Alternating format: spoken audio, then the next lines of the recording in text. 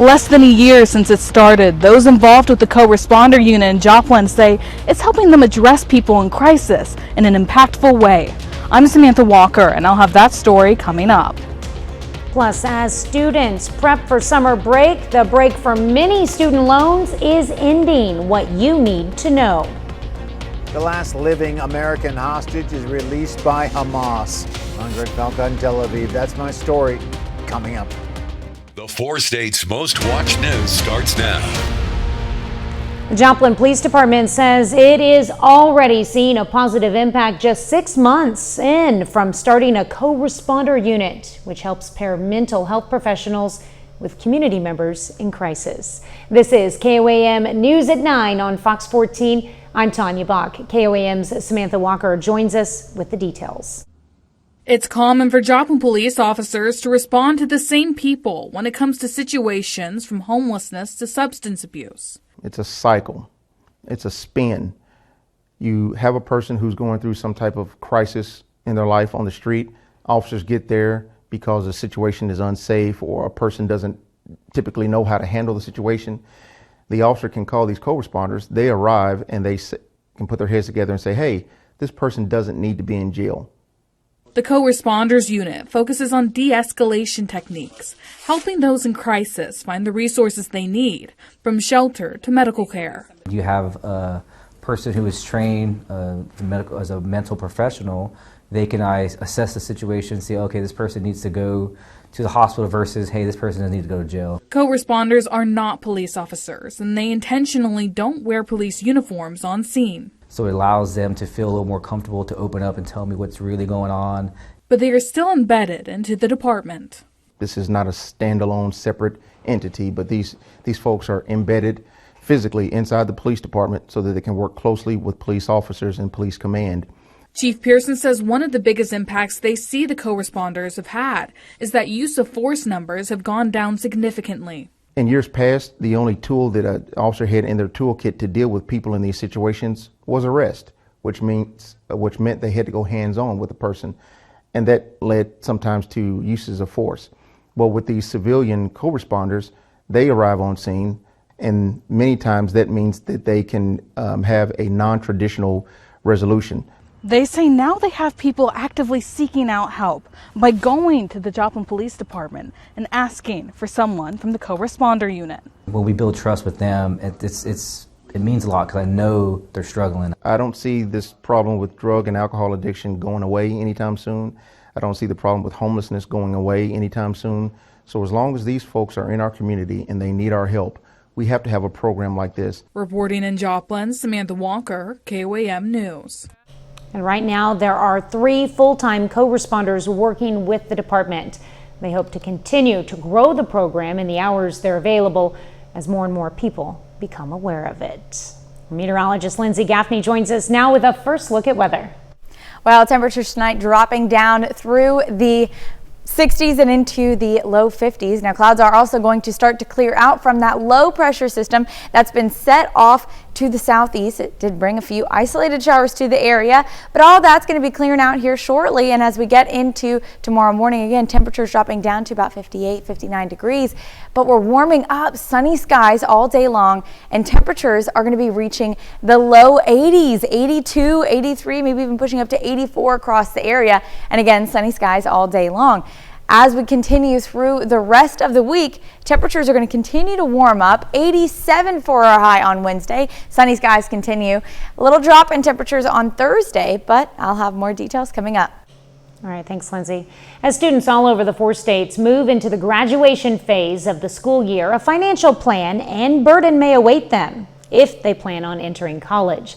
KOAM's Lonnie Walton spoke with an expert from Arvest Bank in Joplin who says 97% of 2024 college graduates feel unprepared to budget and manage their student loan repayments. I talked to a student here at Pitt State who says although he has some grants to help him pay for college, he says he'll be paying for the rest out of pocket.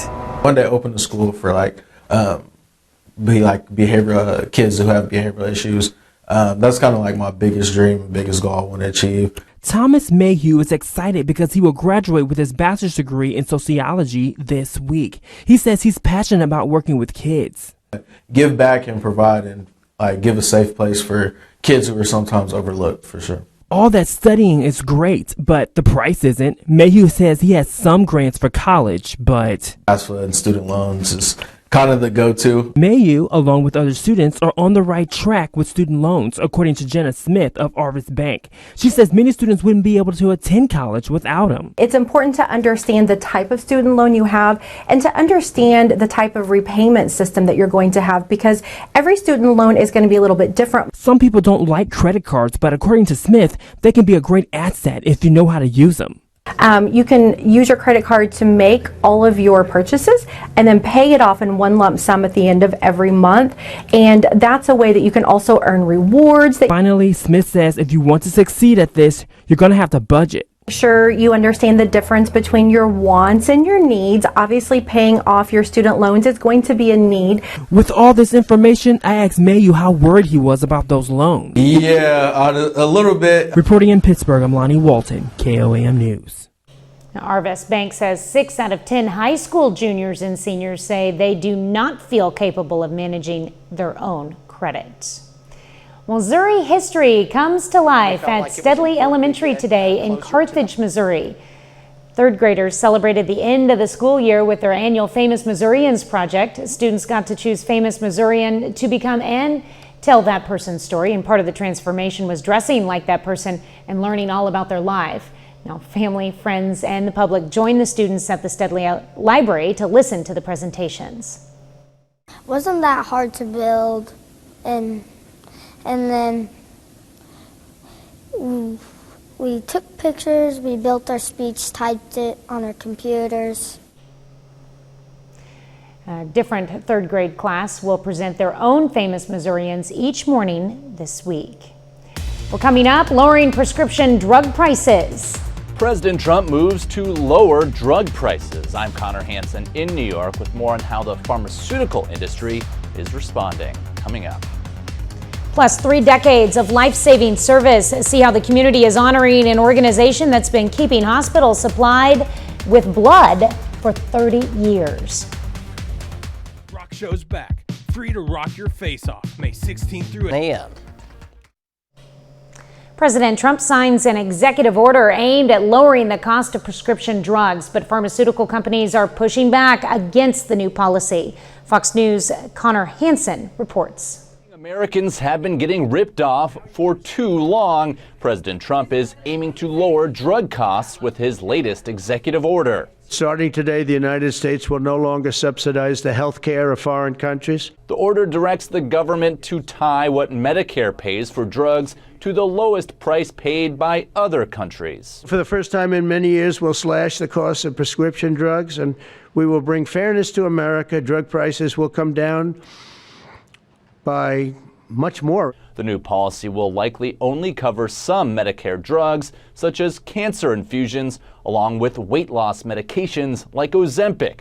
But the administration says it could deliver massive savings. The United States of America is less than 5% of the world's population, yet we purchase 75% of Big Pharma's profits. The move is expected to bring intense pushback from the pharmaceutical industry, which argues any loss in profit will slow down research and innovation and force an increased reliance on China. We then need to work with our partners outside the United States, governments around the world, to make sure they pay their fair share of what is the cost of these medicines, to make sure that they understand and reward us for the value our innovation creates. President Trump also tried to lower drug prices with an executive order at the end of his first term, but that attempt was eventually blocked in the courts. In New York, Connor Hansen, Fox News. The Community Blood Center of the Ozarks marks the grand opening of its new Joplin Donor Center with a ribbon-cutting ceremony. For the past 30 years, the Blood Center has been the sole supplier of blood, platelets, and plasma for 45 area hospitals across southwest Missouri, northwest Arkansas, and southeast Kansas. Today, Joplin Mayor Keenan Cortez presented a proclamation recognizing CBCO's decades of service to the community. We felt like it was important to get closer to the hospitals for donation. And then also, as you see, it's a much bigger location than we had in Joplin. Our size there was about 1,700 square feet, and we've got 3,200 square feet here. So it's enabled us to expand our reach here in the Joplin area. The new location on East 32nd Street replaces the former site inside North Park Mall. The Community Blood Center of the Ozarks is hosting a week of daily giveaways to thank donors for their continued support. Well, Freeman Health System kicked off National Hospital Week with an all-employee cookout today. The event, held under the ambulance bay, marked the start of a week-long celebration across all campuses. National Hospital Week honors healthcare workers and hospital systems nationwide. We have over 4,500 employees. We will come back in the evening and do it for the overnight shifters. We just like to celebrate and let them know that they are appreciated. The American Hospital Association established National Hospital Week back in 1921 as National Hospital Day. Lindsay is next with a complete look at your forecast, and later, no shots fired. The ceasefire brokered by the U.S. between India and Pakistan appears to be holding. I'm Steve Harrigan in New Delhi. That story ahead. You could win $1,000 yards.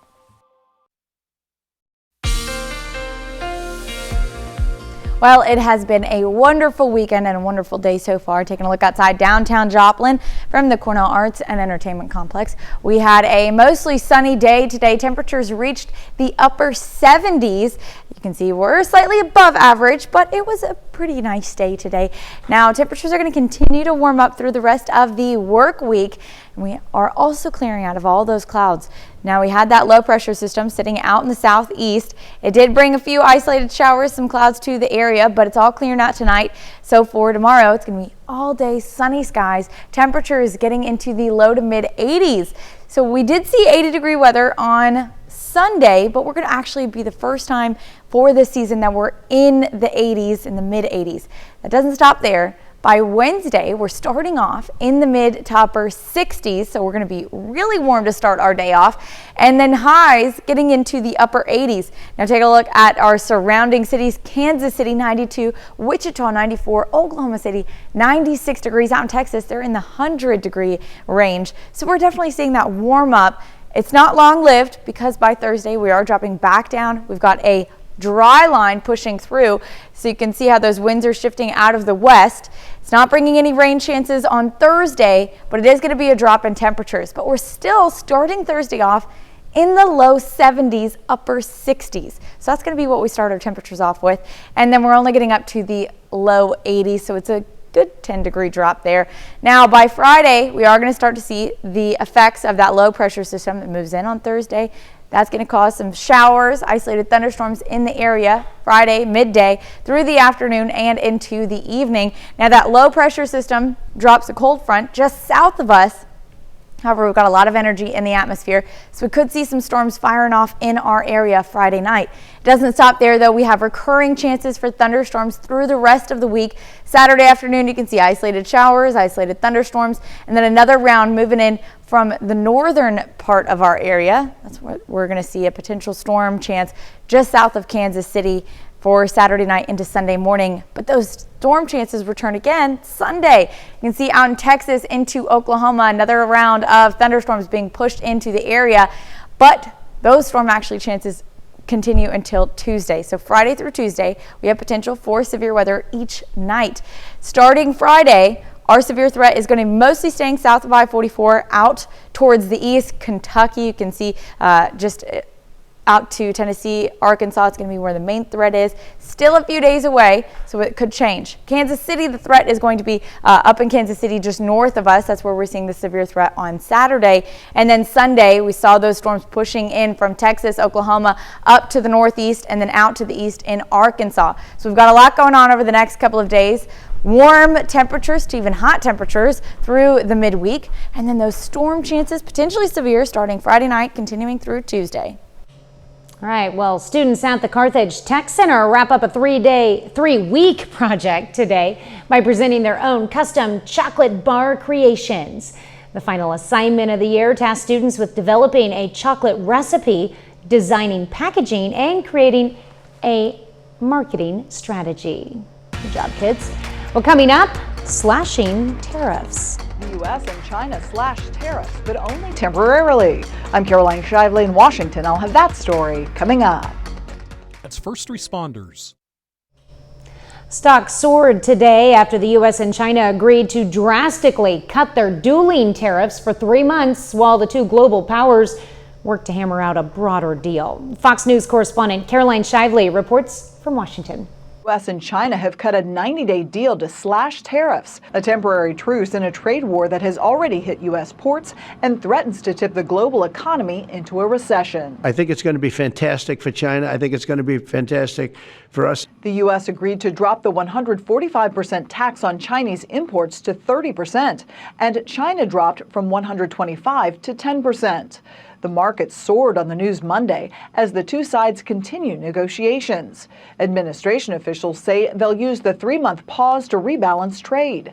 Last year, the U.S. bought $295 billion more from China than China bought from the U.S. We want more balanced trade, and I think that both sides are committed to achieving that.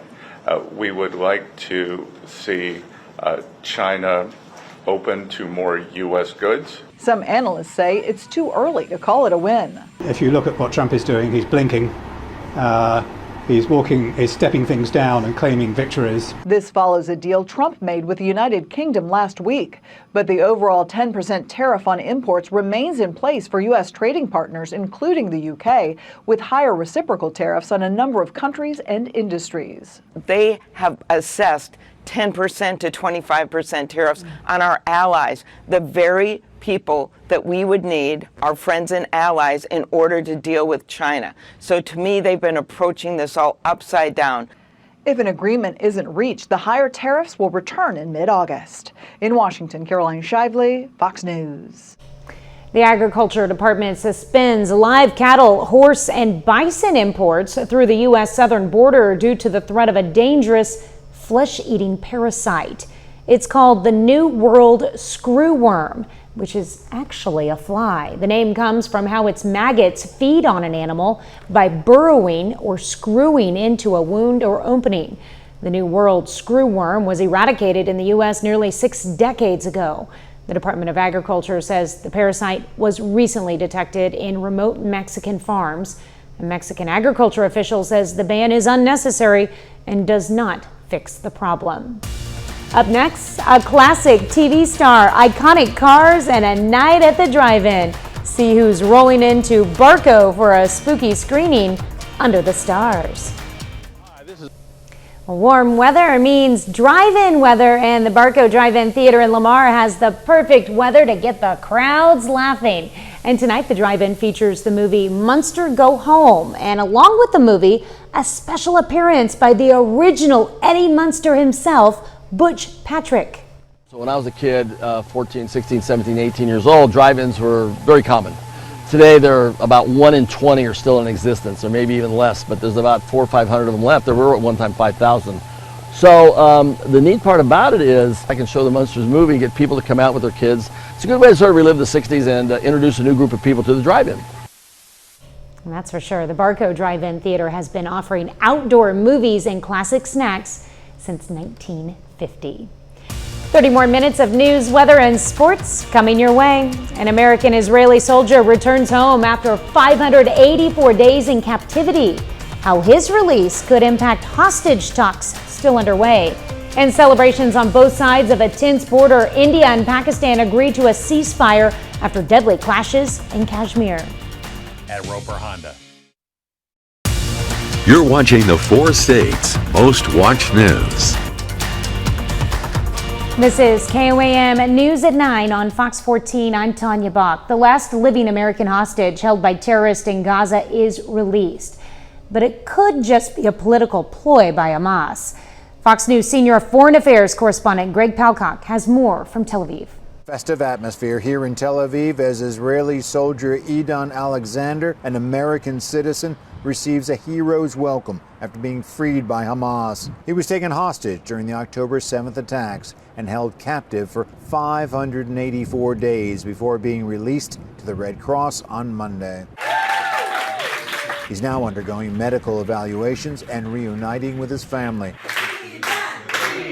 while Israel and the U.S. celebrate what both leaders are calling a big win. He's coming home to his parents, which is really great news. Alexander was the last living American hostage. Hamas is still holding the remains of 4 others, as well as 20 living Israeli captives. And negotiations are now underway to free them all.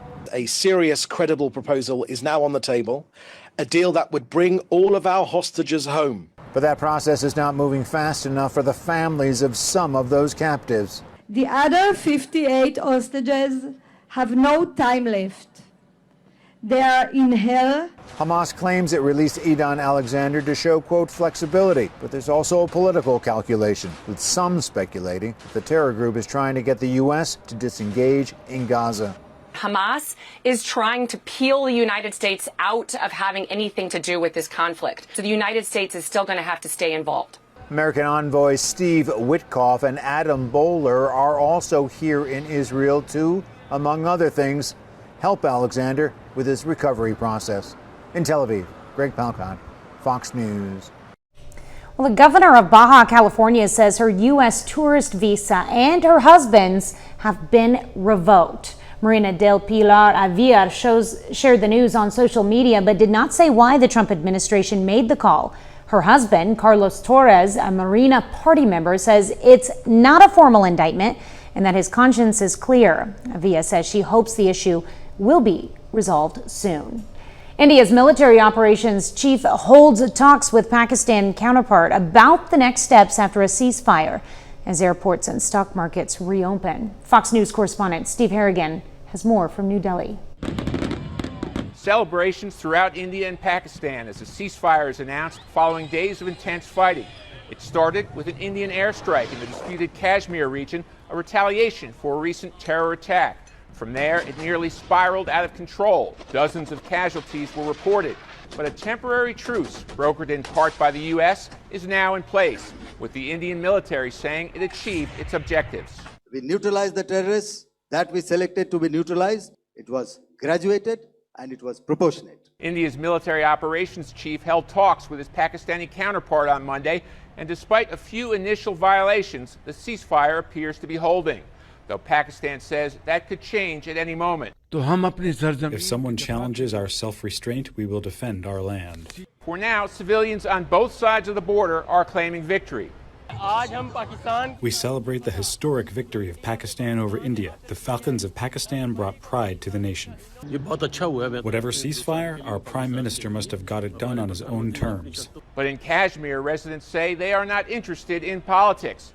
They're just glad the fighting is over and they can return to their homes. Finally, we can breathe a sigh of relief. We hope that both the governments of Pakistan and India will prioritize the well-being of the people and protect us. It's not yet clear when the next round of talks between India and Pakistan will take place. In New Delhi, Steve Harrigan, Fox News. Well, Lindsay is next with a complete look at your forecast, and later with summer break on the horizon, students in high school and college are prepping for finals, graduations, and job searches. We're going to look at strategies to combat the anxiety and stress.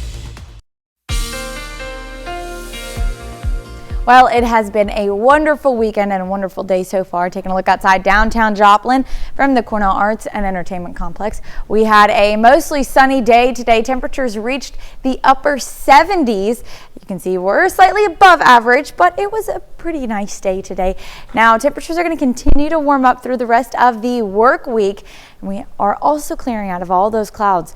Now, we had that low pressure system sitting out in the southeast. It did bring a few isolated showers, some clouds to the area, but it's all clearing out tonight. So for tomorrow, it's going to be all day sunny skies. Temperature is getting into the low to mid 80s.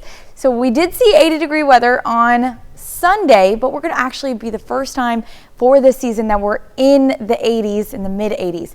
That doesn't stop there. By Wednesday, we're starting off in the mid to upper 60s, so we're going to be really warm to start our day off, and then highs getting into the upper 80s. Now take a look at our surrounding cities. Kansas City 92, Wichita 94, Oklahoma City 96 degrees. Out in Texas, they're in the 100-degree range, so we're definitely seeing that warm up. It's not long-lived because by Thursday we are dropping back down. We've got a dry line pushing through. So you can see how those winds are shifting out of the west. It's not bringing any rain chances on Thursday, but it is going to be a drop in temperatures. But we're still starting Thursday off in the low 70s, upper 60s. So that's going to be what we start our temperatures off with. And then we're only getting up to the low 80s. So it's a good 10-degree drop there. Now by Friday, we are going to start to see the effects of that low pressure system that moves in on Thursday. That's going to cause some showers, isolated thunderstorms in the area Friday midday through the afternoon and into the evening. Now that low pressure system drops a cold front just south of us.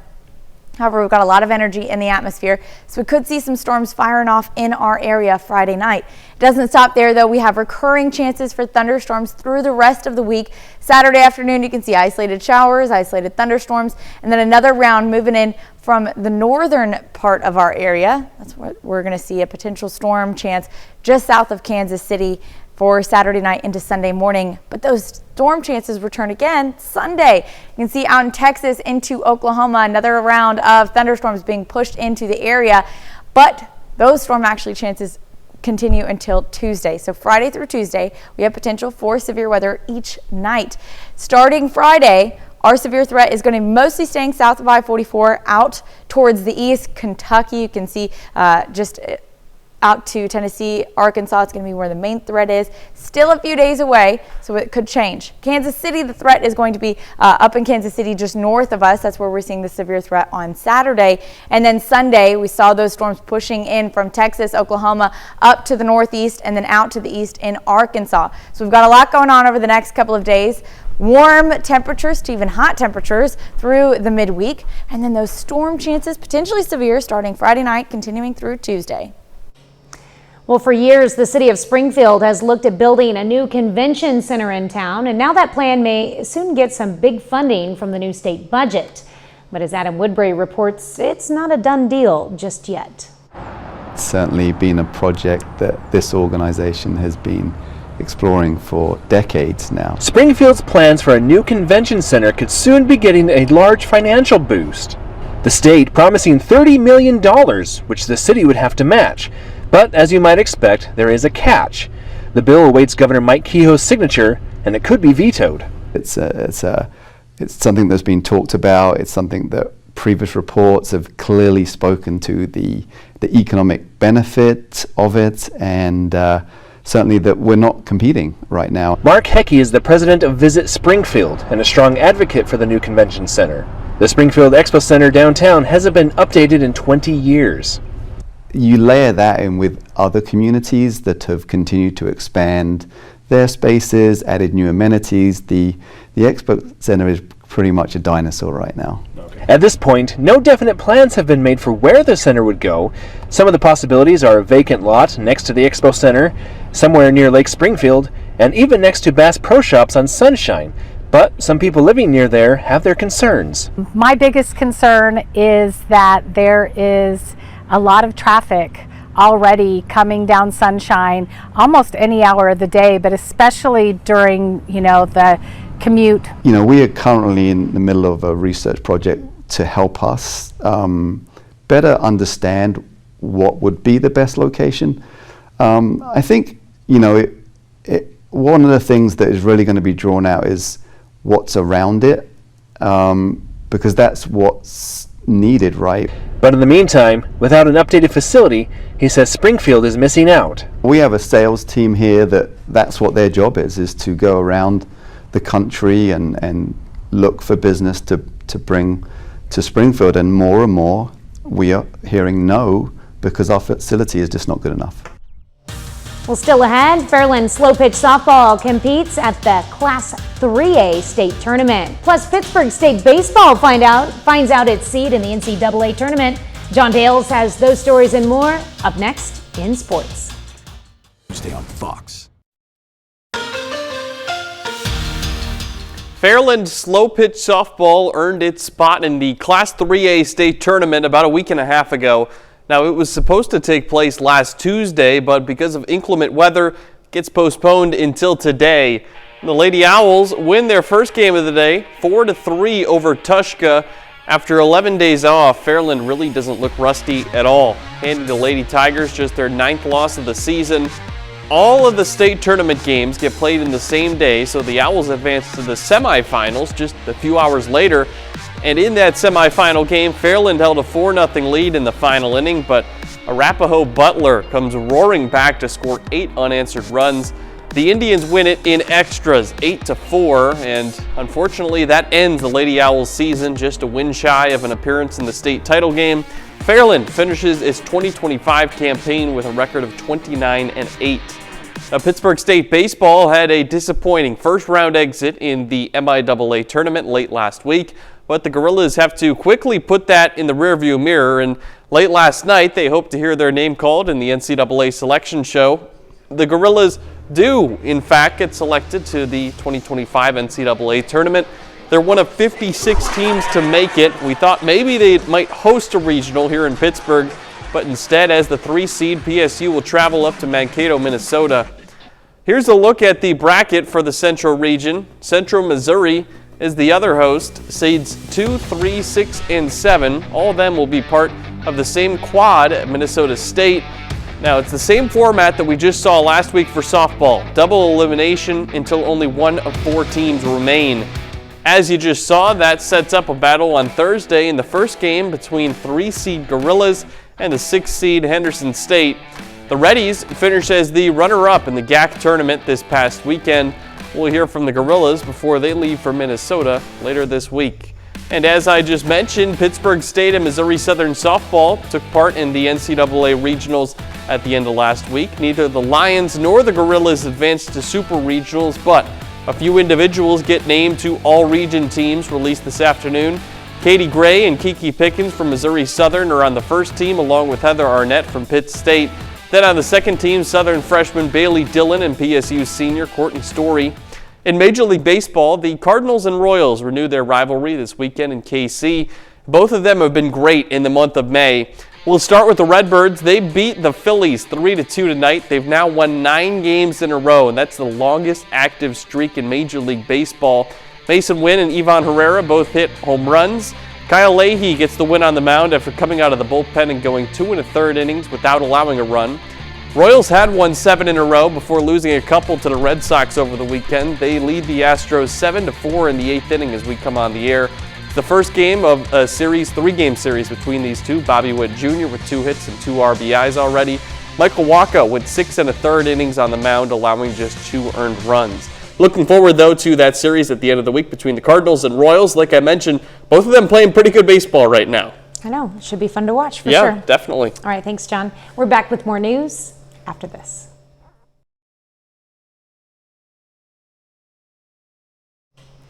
Excitement for summer vacation is brewing, but as the countdown to the end of the school year ticks louder, many students will be facing a slew of final exams and projects. Some are even starting the hunt for their future careers. Mental health experts warn this time can be filled with stress. Deborah Valentine takes a closer look at how the students can tackle the anxiety. With summer break on the horizon, many students have several hurdles to overcome before it's time for some fun in the sun.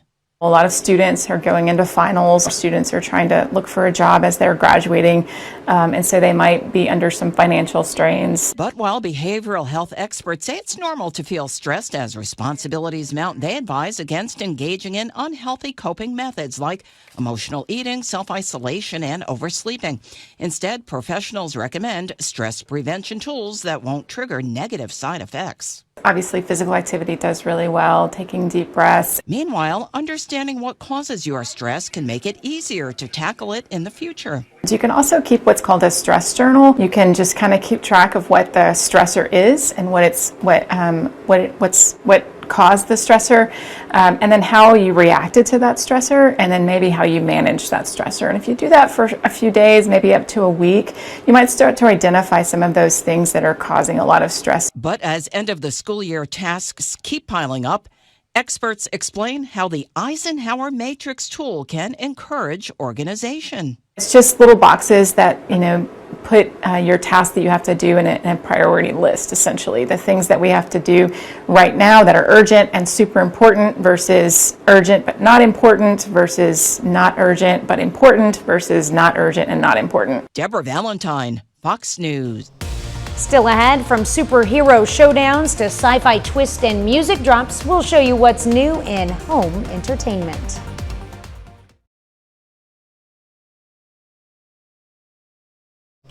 A superhero adventure, a spy thriller, and a country music superstar are among the new digital DVD and music releases available to add to your home library. Fox's Ashley Dvorkin runs down the list of what's new in home entertainment. Captain America: Brave New World tops the list of what's new in home entertainment. Anthony Mackie returns as Sam Wilson, whose meeting with President Thaddeus Ross sets off a high-stakes race to stop a global threat. Once you die, we'll print a new version of your body. Robert Pattinson stars in the sci-fi comedy thriller Mickey 17. He plays an expendable hero whose job is to die and be reprinted as he takes on dangerous missions to help colonize an ice planet. Black bag. The spy thriller Black Bag stars Cate Blanchett and Michael Fassbender as married intelligence agents forced to face a devastating choice when one is accused of betraying the nation. I'm Robbie Williams. In the biopic Better Man, British pop star Robbie Williams is portrayed as a CGI monkey, with the film spanning his rise to fame, personal struggles, and return to the spotlight. Do you miss Dada sometimes? I miss him all of the times. Renee Zellweger reprises her iconic role in Bridget Jones' Mad About the Boy. The fourth film in the comedy franchise follows Bridget as a widow raising two small children, trying to forge a new path in life and love after her husband's death. Let's get out of here. Be quiet. Merritt. The dark comedy My Dead Friend Zoe centers on a U.S. Army veteran with PTSD, haunted by her fallen friend, as family tensions rise and her grandfather's health declines. Welcome to the oil business. Small screen favorites to own. Season 1 of the drama series Landman, starring Billy Bob Thornton, and Dune Prophecy Season 1, a prequel series set 10,000 years before the events of the film Dune. In new music, country singer Morgan Wallen releases his fourth album, I'm the Problem. In Hollywood, Ashley Dvorkin, Fox News. And that's our time for tonight. Thank you for joining us. We're going to leave you with video of a baby capybara spending time with his mother at the San Antonio Zoo. Have a great night and an even better tomorrow.